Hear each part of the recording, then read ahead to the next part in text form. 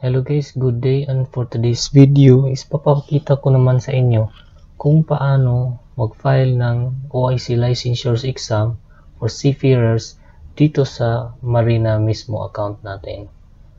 So, dito sa video ito is malalaman din natin kung ano yung mga requirements sa pag-file ng OIC Licensure Exam. So guys, para makapag-file kayo ng OIC Licensure Exam sa Marina mismo account natin, kailangan nyo munang gumawa ng mismo account, Marina mismo account, kung wala pa kayo nito. Pagkatapos guys, pag meron na kayong mismo account, ilagay nyo yung mismo account ninyo. Tapos, pag nakalagin na kayo, ito yung lalabas guys sa sa front page niya. Ito yung lalabas. So dito banda sa upper right side guys, merong green button dito na select transaction. Pindutin nyo lang dito guys. Yan. Pag na-click nyo dito guys, makikita nyo ito yung lalabas. Piliin nyo lang ito guys, yung theoretical exam. So i-check nyo lang yung box. Yan, tapos may lalabas dito. Click na lang dyan. So, dito, pipili kayo kung ano yung iti-take nyo na exam. Halimbawa, DIC Operational Level, ito yung OIC license para bagong nagtapos ng kadete. So, OIC license yung kailangan nyo. So, ito yung piliin nyo, DIC Operational Level. Sa engine naman, ganon din, yung mga bagong tapos na kadete, engine operational level sa engine department. So pag DIC ka, ito naman. So yun guys, i-click nyo lang yung DIC operational level or engine operational level, tapos lalabas ito guys yung qualification dito sa baba. Tapos malalaman dito na yung requirements natin, malalaman natin yung ano yung mga requirements. So for first applicant for DIC operational level theoretical exam, yan guys.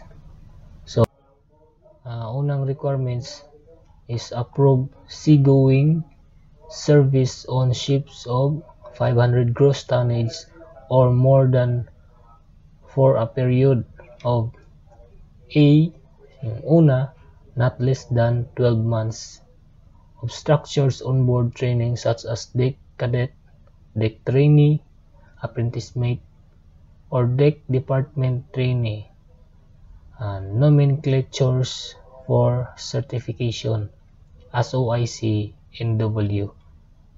Yung NW guys, yung navigational watchman guys.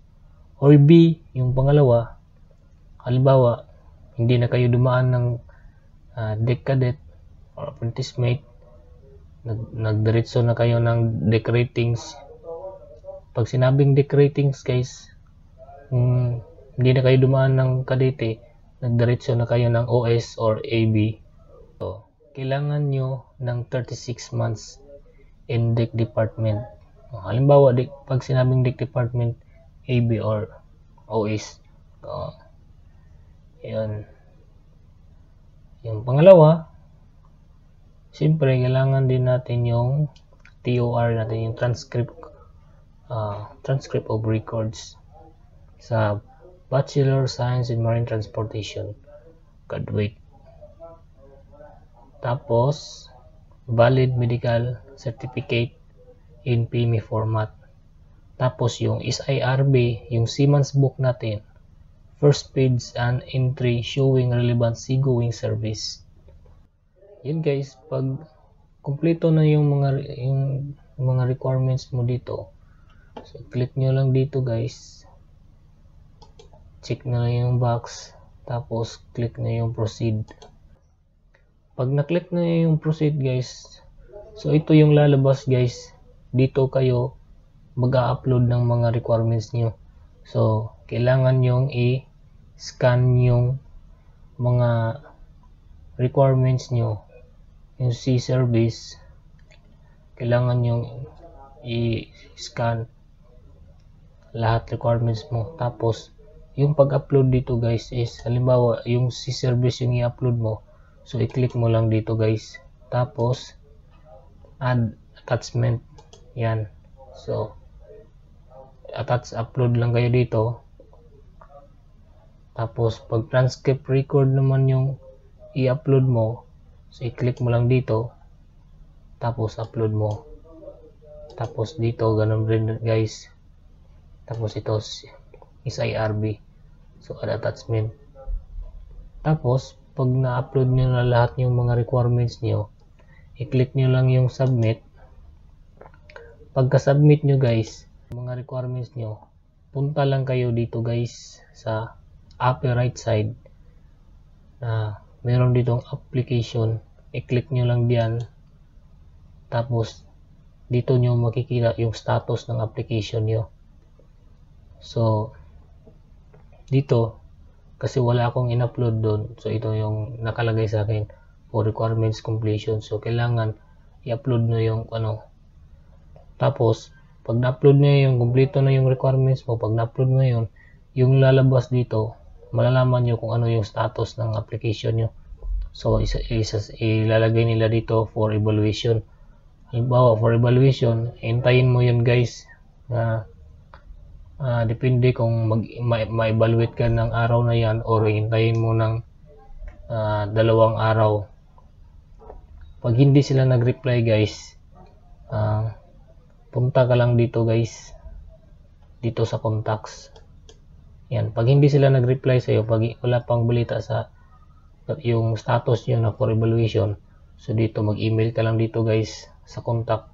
Merong mga contacts dito, tawagan mo lang or mag-email ka dito, i-follow up mo. So pag magre-reply yan, so meron re-reply yan sila, tapos i-evaluate na lang yun. Tapos balik ka na naman dito sa my application, tingnan mo yung status mo dito.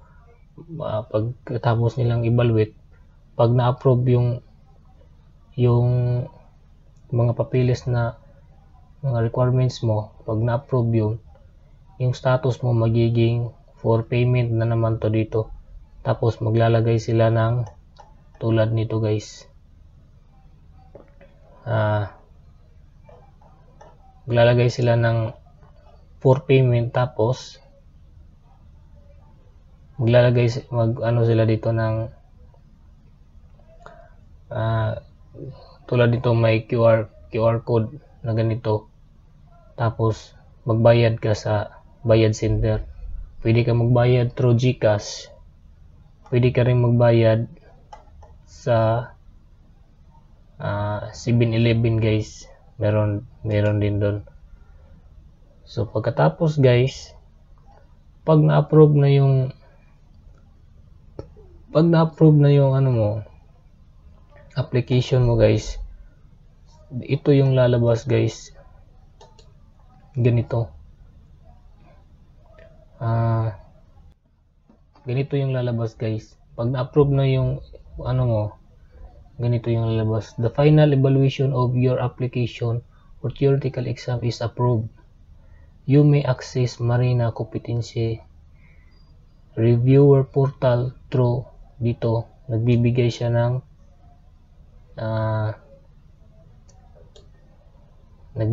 ng link sa reviewer ng review portal. Nagbibigay siya ng link. Puntahan mo lang ito guys para puntahan mo lang ito, yung link na to, tapos doon ka na magre-review. Magbibigay sila ng password. Yung password guys ng review portal, isi-send nila doon sa email mo kung ano yung email na naka-register dito sa mismo account mo. So dapat kailangan guys na nalalagin mo yung email mo na naka-registered dito sa mismo account mo. So yun guys, pag nalagin nyo yung reviewer portal nyo sa Marina, pwede na kayong mag-review doon guys. Libre na lang yung review doon, na di nyo na kailangan mag-review sa mga review center na kailangan nyo pang gumastos ng malaki. Dito guys, wala nang bayad guys. Yung babayaran nyo lang dito is yung pag-file nyo ng exam sa Marina, which is 1,000 lang guys. So after nyong mag-review guys, kung sa tingin nyo ready na kayong mag-take ng exam, pag ready na kayo ng mag-take ng exam, halimbawa nakapag-review na kayo ng 2 to 3 months, ganun. Tapos sa tingin nyo sa sarili nyo, ready na talaga kayong kaya nyo nang mag-take ng exam. So dito guys, sa application nyo, ganito yung lalabas, di ba? The final evaluation of your application examination was approved, yan. So dito guys, meron yang set online schedule. So i-click nyo pa ito guys. Pag click nyo dito, so lalabas ito, ganito itsura guys. So dito guys, magpipili kayo ng slot. Tapos dito sa taas, click nyo dito, pipili kayo kung saan kayo mag-take ng exam. Halimbawa, kung sa Manila kayo, click nyo lang Manila. Tapos yan. So yung kulay blue guys, yung kulay blue, ito yung may slot na available. So sa month of April, so pipili lang kayo dito guys. Tapos pag pili lang, click nyo lang dyan. Tapos dito lalabas yung online schedule details niya. Tapos click nyo lang yung proceed. So pag click nyo lang proceed, so ito na yung lalabas yan. Meron na kayong na-set na schedule kung kailan kayo magti-take ng exam. Punta na lang kayo sa Marina sa araw ng schedule nyo. Punta lang kayo doon kasi sa Marina na yung Tapos magbibigay yan ng proper outfit na required sa araw ng exam nyo. So yun lang guys. Sa next video ay ipapakita ko naman sa inyo yung step by step paano makuha yung OIC license, yung license nyo na talaga guys after ng exam nyo. Paano makuha yung license ID nyo na hindi kayo gagastos ng malaki. Depende na lang din yun sa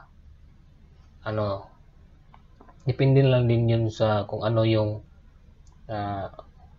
plano nyo after nang makuha nyo yung license ID nyo. Halimbawa, kung gusto nyo mag-abroad, so kailangan nyo ng COC. Pero kung gusto nyo lang ng bumalik ng inter-island, mag-acto ng inter-island muna, so DCOC lang yung kailangan nyo at mas mura yung, mas konti lang yung requirements, mas konti lang yung gastos sa DCOC compared nyo sa COC. Halimbawa, kung gusto nyo mag-abroad, ay kailangan nyo ng COC para makuha nyo yung license ID nyo. Tapos pag-abroad kayo, mas malaki yung gastos nun guys. Pero kung inter-island muna kayo, mag-acto kayo ng inter-island, so wag na kayong kumuha ng COC. DCOC na lang. Tapos mas konti pa yung gastos. Kasi masasayang lang yun kung mag-COC kayo tapos babalik lang pala kayo ng inter-island, mag-acto kayo dito. Hindi naman pala kayo mag-abroad. Sayang lang yung gastos kasi mas malaki yung gastos dun sa COC. Mas marami yung training na kailangan pang abroad kasi yung mga training nun guys. So yun guys, abangan nyo lang yung next video. So maraming salamat. Bye bye.